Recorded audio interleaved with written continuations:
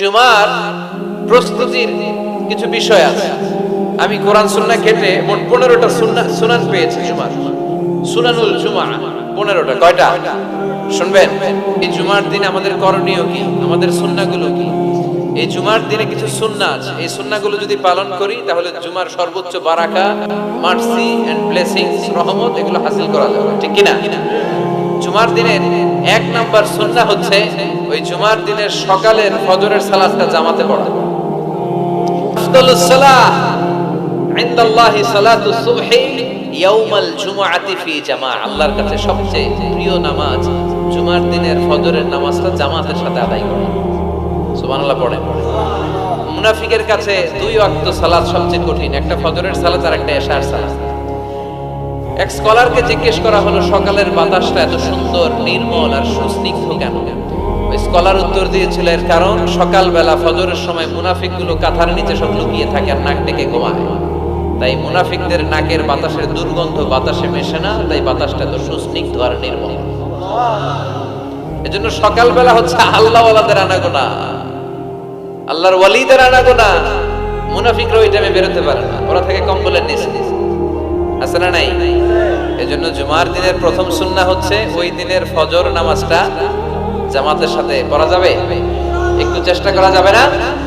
আচ্ছা, 2 নাম্বার জুমার দিনের সুন্নাত হচ্ছে আসওয়াক, মেসওয়াক করা। আসেনি আপনাদের? মাতফারাতুন লিল ফাম মারদাতুন লিররাব। বিষ্ণু ইসলাম বললেন এটা দিয়ে জিহ্বা পরিষ্কার হয়, দাঁত পরিষ্কার হয় আর আল্লাহর সন্তুষ্টি অর্জিত হয়। বিষ্ণু জাইতুনের ডাল দিয়ে মেসওয়াক করতেন আর বলতেন নি'মা সিওয়াকি আয-যাইতুন ফাইন্নাহা সিওয়াকি ওয়া সিওয়াকুল আমবিয়া'i মিন ক্বাবলি। জাইতুনের ডাল কত সুন্দর মেসওয়াক হয়, কারণ এই ডাল দিয়ে আমিও যেমনি মেসওয়াক করি, আমার আগে লক্ষাধিক নবী এই জাইতুনের ডাল ভেঙে মেসওয়াক করেছেন। আবার বিশ্বনবী ইন্তেকালের আগে মেসওয়াক দিয়ে দাঁত পরিষ্কার করেছেন। বিশ্বনবীর শালা আব্দুর রহমান যখন ঢুকলেন, আম্মা জান আয়েশার ভাই আব্দুর রহমানের হাতে একটা মেসওয়াক ছিল। বিশ্বনবীর দেহটা এত দুর্বল, কথা বলতে পারেন না, শুধু 2টি চোখ দিয়ে ফেল করে মেসওয়াকের দিকে তাকিয়ে আছে। আম্মা জান আয়েশা বুঝলেন বিশ্বনবী মেসওয়াক করতে চান। বিশ্বনবীকে মেসওয়াকটা এনে নিজ দাঁত দিয়ে চিবিয়ে নরম করে বিশ্বনবীর হাতে দেয়া হলো। বিশ্বনবী মেসওয়াক করলেন। ইন্তেকালের আগে বিশ্বনবী যেই আমলটা করেছেন ওই আমলটা ছিল মেসওয়াক করার আমল। মেসওয়াক করতে রাজি আছেন? প্রতি সালাতের আগে আমরা মেসওয়াক করব ইনশাআল্লাহ পড়ে। 3 নাম্বার সুন্নাহ হচ্ছে আল গোসল। জুমার দিনে গোসল করা সুন্নাহ। আমরা গোসল করি না সবাই? আচ্ছা। 4 নাম্বার সুন্নাহ হচ্ছে আত-তুহুন, তেল ইউজ করা। বিষ্ণু বলেছেন তেল খাও, তেল দাও, তেল মালিশ করো, তেলের ভিতরে আল্লাহ বরকত ঢুকায় দিয়েছেন। ওয়াদ-দাহিনু ফাইন্নাহা ওয়াদ-দাহিনু ওয়াজ-যাইত ফাইন্নাহা মিন শাজারাতিন মুবারাকা। বিশ্বনবী বলতেন বেশি বেশি জাইতুনের তেল মালিশ করো, কেননা জাইতুনের তেল বরকতময় একটা গাছ থেকে উৎপন্ন হয়। বরকতময় গাছ জাইতুনের তেলটা অনেক বরকতময়। বিশ্বনবী দাড়িতে দিতেন, চুলে দিতেন। এই জাইতুনের তেল দাড়ি চুলে দিলে সহজে পাকা ধরবে না, দেরি করে পাকবে। দেহের মধ্যে যদি মেসেজ করেন দেহের বয়সের ভারত্ব, কুচকে যাওয়ার, চামড়া কুচকে যাওয়ার যে রোগ, এটা কমে যাবে, দেহটা ক্লিন থাকবে, স্মুথ থাকবে। সুবহানাল্লাহ পড়েন। এজন্য তেল মালিশ করা এটা সুন্নাহ। 4 নম্বরে হচ্ছে আত-তিব। তিব মানে সুগন্ধি। তিব মানে কি? পারফিউম। বিষ্ণু ইসলামের কাছে কিছু জিনিস হাদিয়া হিসেবে পেশ করা হলে তিনি ফিরিয়ে দিতেন না। এর মধ্যে একটা হচ্ছে আত-তিব। একটা কি? সুগন্ধি কেউ হাদিয়া দিলে বলতেন না লাগবে না, বলতেন না লাগবে না, নিতেন। দুধ দিলে কখনো বলতেন না লাগবে না, বালিশ দিলে কখনো বলতেন না যে লাগবে না, তেমনি সুগন্ধি দিলেও বলতেন না লাগবে না, মধু দিলেও বলতেন না যে লাগবে না। সুবহানাল্লাহ। এগুলো দিলেই নিতেন, ব্যবহার করতেন আর খাইতে পছন্দ করতেন। সুবহানাল্লাহ পড়েন। এই যে আমরা বালিশ দিই সেটা কিন্তু বিশ্বনবীর সুন্নাহ। আল্লাহ রাসূল সাল্লাল্লাহু আলাইহি ওয়াসাল্লাম বালিশে ট্যাগ দিয়ে বসতে পছন্দ করতেন। আলহামদুলিল্লাহ পড়েন। তার মানে সুগন্ধি ব্যবহার করা সুন্নাহ। আবার বিশ্বনবী বলতেন আরবাউন মিন সুনানিল মুরসালিন।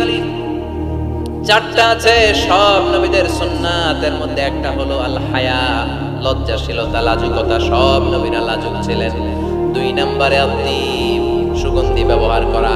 3 নম্বরে আসওয়াক, মেসওয়াক ব্যবহার করা। 4 নম্বরে নিকাহ, বিয়ে করা। সুবহানাল্লাহ পড়ে। এই 4টা সুন্নাহ সব নবীদের সুন্নাহ। এজন্য পারফিউম ইউজ করবেন। এরপরে জুমার আরেকটা সুন্নাত হচ্ছে আল লিবাস আহসানুস সিয়াব। সবচেয়ে সুন্দর জামাটা পরা, কারণ আল্লাহ নিজে সুন্দর। ইন্নাল্লাহা জামিল ওয়া ইউহিব্বুল জামাল, আল্লাহ নিজে সুন্দর, তাই সব সৌন্দর্যকে আল্লাহ পছন্দ করেন, ঠিক কিনা? এই মহাবিশ্বের সবচেয়ে সুন্দর কে? দুনিয়া সুন্দর, মানুষ সুন্দর, আসমান সুন্দর, জমিন সুন্দর, সুন্দরে সুন্দরে পাল্লা, জানি না কত সুন্দর তুমি আল্লাহ, জানি না কত সুন্দর তুমি আল্লাহ। সুবহানাল্লাহ পড়েন। ইন্নাল্লাহা জামিল ওয়া ইউহিব্বুল জামাল, তিনি সুন্দর আর তিনি সৌন্দর্যকে পছন্দ করেন। বিষ্ণু ইসলাম বলেছেন, ইন্নাল্লাহা ইউহিব্বু আইয়ারা আসারা নি'মাতিহি আলা আবদি, আল্লাহ তার বান্দার উপর তার নেয়ামতের বহিঃপ্রকাশ দেখতে পছন্দ করেন। আপনি যদি ধনী হন, আপনার ধনীর একটা প্রকাশ যেন আপনার দেহে থাকে, এতে কোনো সমস্যা নেই। আপনি হাজার কোটি টাকার মালিক, আপনি সিরাপারা জামা পরছেন কেন? কিপটামি করতে বলছে কি আপনাকে? আপনি সুন্দর চমৎকার জামা পরবেন আর শুকরিয়া করবেন কার? কথায় কথায় বলবেন শুকরান লা ফখরান, শুকরিয়া আল্লাহ, ফখর করছি না। কারণ আল্লাহর দেয়া নেয়ামতের একটা বহিঃপ্রকাশ, সিম্পটম আল্লাহ আপনার দেহে, আপনার গায়ে, আপনার চলনে বচনে দেখতে পছন্দ করে। সুবহানাল্লাহ পড়েন। এজন্য জুমার দিন সুন্দর জামা পরে যাওয়া সুন্নাহ। এরপর আরেকটা সুন্নাহ হচ্ছে ইকসারুস সালাহ আলা রাসূলিল্লাহ, আল্লাহ রাসূলের উপর বেশি বেশি দুরূদ পড়া। বিশ্বনবী বলেন, জুমার দিন বরকতময় দিন, এই জন্য এই দিনে তোমরা আমার উপর আকসিরু আসসালাতা আলাইয়া, আমার উপর বেশি বেশি তোমরা দুরূদ পড়বা। ফা ইন্না সালাওয়াতাকুম মা'রুদাতুন আলাইয়া, কেননা তোমাদের দুরূদ আমার কাছে পেশ করা হবে। সাহাবারা বললেন, কাইফা সালাওয়াতুনা মা'রুদাতুন আলাইকা ইয়া রাসূলুল্লাহ ওয়া ক্বাদ আরিফতা, ও নবী, মরার পরে আপনি পচে গলে মাটির সাথে মিশে যাবেন, মিশে যাওয়ার পরে আমাদের সালাতগুলো কে আপনার কাছে পৌঁছাবে, কেমন করে পৌঁছাবে? বিষ্ণু বললেন, ইন্নাল্লাহা হারামা আলাল আরদি আন তাকুলা আজসাদাল আম্বিয়া, আল্লাহ তাআলা জমিনের মাটির জন্য নবীদের দেহ খাওয়াকে চিরকালের জন্য হারাম করেছেন। জমিনের মাটি আমারে খাবে না। আল আম্বিয়াউ আহইয়াউন ফি কুবুরিহিম ইউরযাকুন, নবীরা কবরে জীবিত আর তাদেরকে রিজিক দেয় কে? তবে এই জীবিতটা আমরা এখন যেমনি জীবিত, এই জীবিত নয়, এটা আলামুল বারজাখে, নবীদের জন্য স্পেশাল একটা স্ট্যাটাস। সুবহানাল্লাহ। এজন্য এই দিনে বেশি বেশি বিষ্ণু ঈসা ইসলামের উপর দুরূদ পড়ার দরকার আছে না নাই? এরপরে বিষ্ণু বললেন, আরেকটা সুন্নাহ হচ্ছে সূরাতুল কাহফ তেলাওয়াত করা। কোন সূরা? একেবারে কোরআনের মাঝখানে, জানেন এটা একেবারে ব্যাপারে 15 পারে। এমন কি এই সূরা কাহফের মাঝখানে একটা শব্দ আছে, ওয়ালিয়াতালাত্তাফ। দেখবেন কোরআনের সব শব্দ বাক্য এক মানে ফন্টে লেখা, এই ওয়ালিয়াতালাত্তাফ এটা আলাদা ফন্টে মোটা করে লেখা, কারণ এটা হচ্ছে মিডল অফ দ্য কোরআন, কোরআনের একেবারে মাঝখানে। এটার আগে যত শব্দ তার পরে তত শব্দ, এটার আগে যত অক্ষর তার পরে তত অক্ষর। সুবহানাল্লাহ পড়ে। ওয়ালিয়াতালাত্তাফ আছে না নাই? এই সূরাটা যদি কেউ পড়ে অনেকগুলো ফজিলত। এক নাম্বার ফজিলত, ইয়াকুনু লাহু নূর ইয়াউমাল কিয়ামা, এই সূরাটা কিয়ামতের দিন তার জন্য একটা আলোকবর্তিকা হবে, আর এই আলো দিয়ে সে ফুলসিরাত পার হয়ে যাবে। আবার বিষ্ণু বললেন, সূরা কাহফের প্রথম 10 আয়াত যে ব্যক্তি জুমার দিন তেলাওয়াত করবে, উসিমা মিন ফিতনাতিদ দাজ্জাল, তারে দাজ্জালের ফিতনা থেকে বাঁচিয়ে দিবে কে? আবার এই সূরাটা যে জুমার দিন তেলাওয়াত করবে, 2 জুমার মাঝখানটারে আলোকিত করে দিবে কে? এজন্য জুমার দিন কোন সূরা সবাই বলতে হবে, মনে থাকবে সবার। এরপর আত-তাবকির ইলাল মসজিদ, মসজিদে আগে আগে যাও, আমরা আগে আগে যাওয়ার চেষ্টা করব। এরপর আল মাশিউ আলাল আকদাম, পায়ে হেঁটে যাওয়া সুন্নাহ। পায়ে হেঁটে, দূরের জায়গা হলে cycle, Honda, CNG, private car দিয়ে আপনি যেতে পারেন, সমস্যা নেই। যদি সুযোগ হয় পায়ে হেঁটে যাবেন, এটাতে সওয়াব বেশি না কম? এরপরে আদম তাখাত্তি রিকাবান নাস, মানুষের ঘাড় ডিঙ্গিয়ে যাওয়াকে বিশ্বনবী নিষেধ করেছেন। অনেকে আসে দেরিতে যেতে চায়, আগে আসে না নাই? জুমার দিন আসছে সবার শেষে, মানুষের ঘাড়টা ডিঙ্গিয়ে সামনের কাতারে যেতে চায়।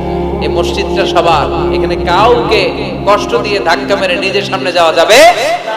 There is no difference between black and white, upper and lower, between the richer section of the society and poorer section of the society, between the prime minister, between the president and rickshaw puller, labor and factory worker.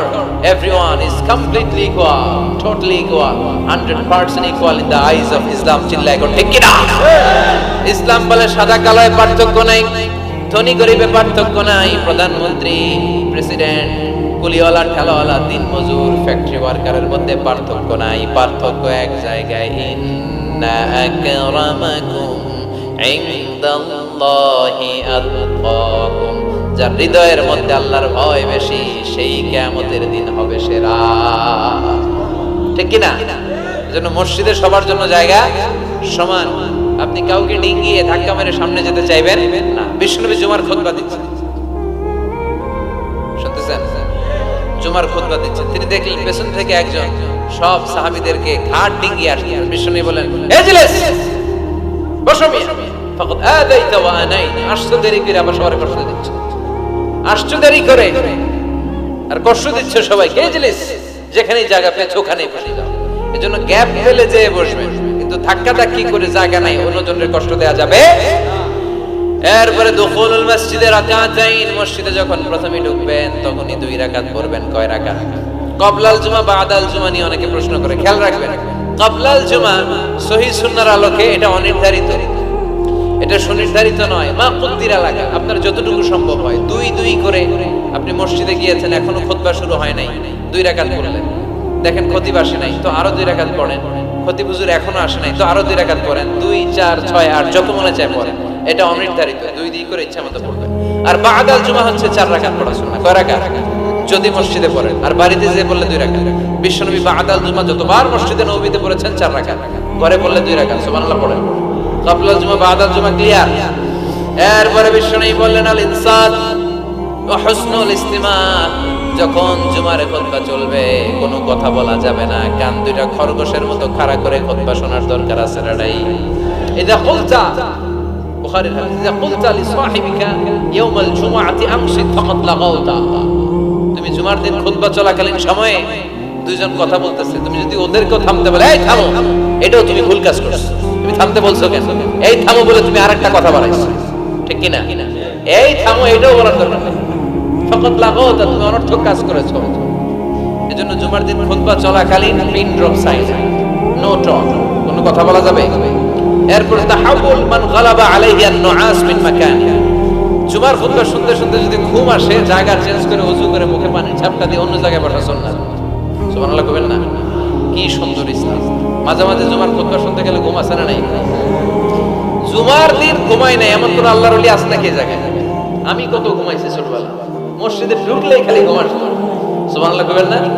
কারণ আমরা ঢুকার সময় কি পড়ি? আল্লাহুম্মা আফতাহ লি আবওয়াবা রাহমাতিকা, আল্লাহ রহমতের সব দরজা খুলে দাও। এত রহমত ঢালে, রহমতের ঠেলায় খালি ঘুম। আছে না নাই? রহমতের বাড়ি ধারা ছিঁড়ে ছিঁড়ে যখন বর্ষিত হয় তখন আমাদের ঘুম চলে আসে। বিষ্ণু বলেছেন, যার ঘুম চলে আসে সে যেন জায়গাটা চেঞ্জ করে অন্য জায়গায় বসে, কিংবা মুখে পানির ছাপটা দিয়ে আসে, কিংবা আবার যেন ওযু করে নাশাতা তার প্রাণবন্ত একটা হৃদয় নিয়ে খুতবা শোনা শুরু করে দেয়। সুবহানাল্লাহ পড়ে। আবার বিষ্ণু বলেছেন, নামাজ পড়ার সময় কারো যদি ঘুম আসে সে যেন ঘুমিয়ে নেয়। নামাজ পড়ছেন আবার ঘুমাচ্ছেন, বিষ্ণু বলেন নামাজ চলাকালীন ঘুম আসলে নামাজ পড়বেন, আগে ঘুমাবে। কারণ সে যদি ঘুমের ঝিমুনির মধ্যে থাকে, আল্লাহর প্রশংসা করার পরিবর্তে সে আল্লাহর গালি দিয়ে বসবে। করতেছে প্রশংসা চাইবে, কিন্তু মুখ দিয়ে চলে আসবে কি? গালি। মানুষের চাহিদা, ডিমান্ড, হিউম্যান ডিমান্ডকে আল্লাহ কত গুরুত্ব দিয়েছে। আবার বিষ্ণু বললেন, ইযা জাআল আশা ওয়াল আশা মা'আন কদ্দিমুল আশা ক্বাবলা আল ইশা, এশা আশা 2টা যদি একসাথে চলে আসে, এশার আগে আশা খায়া ফেলাও। এশা মানে রাতের শেষ নামাজ, মানে এশার নামাজ। এশা মানে কি নামাজ? রাতের নামাজ। আর আশা মানে রাতের খাবার, সাফর অথবা ডিনার। রাতের খাবারকে আরবিতে কি বলে? আশা। আর এশার নামাজকে আরবিতে কি বলে? এশা। তো বিষ্ণু বললেন, এশা আর আশা 2টা যদি একসাথে আসে, আগে আশা খাইয়া লও, পরে এশা বইরো। কারণ আশা থইয়া মানে বিরিয়ানির প্যাকেট থেকে যদি নামাজে দাঁড়াও, মন চলে যাবে ওইখানে, কি আমি কি ঠ্যাং পাইলাম না রান পাইলাম, খাবার কি গরম না ঠান্ডা, আমার প্যাকেট আছে তো না নিয়ে গেল কেউ, টেনশন আছে না নাই? এজন্য এশা আশা একসাথে হইলে আগে আশা খাও। সুবহানাল্লাহ পড়ো। এরপরে বিষ্ণু বললেন, বেশি বেশি দোয়া করবা। জুমার দিন দোয়া করলে কবুল করে কে? বিষ্ণু বলেছেন, জুমার দিনে ইন্না ফিল জুমআতি সাআ লা ইওয়াফিকুহা আবদুন ইল্লা আ'তাহা, জুমার দিনে এমন একটা মুহূর্ত বা ক্ষণ আছে, ওই মুহূর্তে যে যাই চাবে আল্লাহ তাই দিয়ে। নামাজের আগে, কেউ বলেছে নামাজের পরে। সবচেয়ে গ্রহণযোগ্য মতামত হচ্ছে আসরের সালাতের পরে মাগরিবের আগ পর্যন্ত, বিশেষ করে ক্বাবলা গুরুবিশ শামস, সূর্য ডোবার আগের যে অন্তিম মুহূর্তটা, ওই মুহূর্তে আপনি আল্লাহর কাছে যাই যাবেন, আল্লাহ তাই দিয়ে আপনাকে ধন্য করে দেবেন। তাহলে জুমার দিনের গুরুত্ব আছে না নাই? এই সুন্নতগুলো পালন করা যাবে, আগে আগে জুমার নামাজে যাওয়া যাবে, জুমার খুতবায় অংশগ্রহণ করা যাবে। তো এই জুমার খুতবাগুলো নিজেদের জীবনের জন্য পাথেয় হিসেবে সংগ্রহ করতে হবে।